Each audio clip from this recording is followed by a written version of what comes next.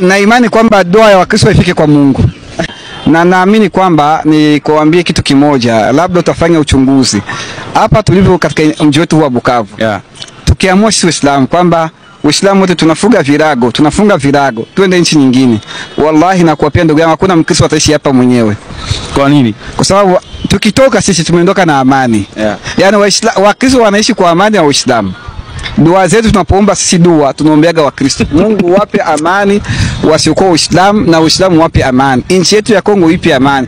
Tukifunga hivi mikono, ndugu yangu tahama. Yaani tuna survive sababu ya Waislamu kwa dua zao. Kwa dua zetu ndio maana mnaishi hapa. Mbona hata sisi pia tunapiga dua kwa ajili ya watu wote? Kwa nini nyinyi sisi kwa dua za Wakristo? Kwa sababu mimi na imani kwamba dua ya Wakristo ifike kwa Mungu. Najua kuna mtu ambaye atashangaa sana na hizi hotuba zako. Naam. Sasa ni kipi kinafanya usio na imani kabisa kwa dua zao zinafika kwa Mungu? Sisi katika